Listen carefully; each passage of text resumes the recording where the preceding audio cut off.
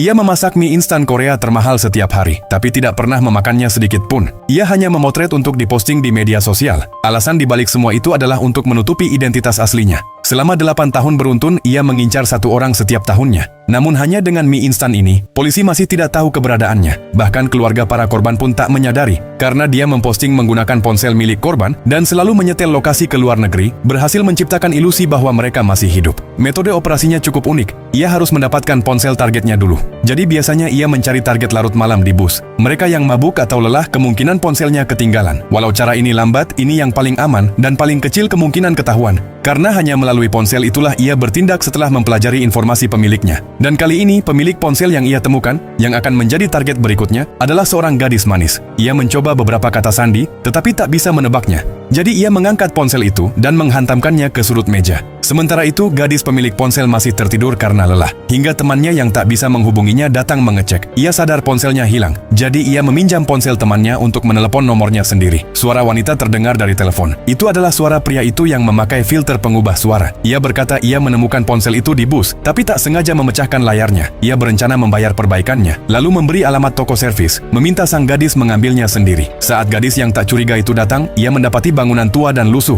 hampir tak ada penghuni. Untungnya saat ia masuk tempat servis, ia langsung melihat ponselnya dan layarnya memang pecah. Si teknisi mengeluarkan formulir data, memintanya mengisinya sesuai petunjuk. Bagian terpentingnya adalah kata sandi ponsel. Saat itu, gadis itu tidak tahu bahwa teknisi inilah yang menemukan ponselnya. Ia hanya ingin ponselnya cepat diperbaiki dan segera mengisi semua data. Dengan semua informasi itu, pria itu memulai serangkaian aksinya. Pertama, membuka motherboard, mengganti kamera ponsel, lalu memasang layar baru, dan membuka kata sandinya. Dengan cepat menanamkan virus. Semua informasi dari ponsel gadis itu tersinkron ke ponselnya sendiri. Bahkan gadis yang tak menyadari itu sempat berterima kasih sebelum pergi. Tanpa ia sadari setiap gerakannya, entah chatting atau menelpon, bahkan apapun yang diarahkan dari kameranya, semua ditransmisikan ke perangkat pria itu. Setelah beberapa hari pengawasan, ia sudah mengetahui segalanya tentang gadis itu. Yang lebih mengerikan, saat gadis itu tidur malam, dia mengendalikan ponsel itu dari jauh, membuka semua aplikasi dan chatnya. Setelah mendapatkan semua informasi ini, pria itu mulai menjalankan rencana berikutnya.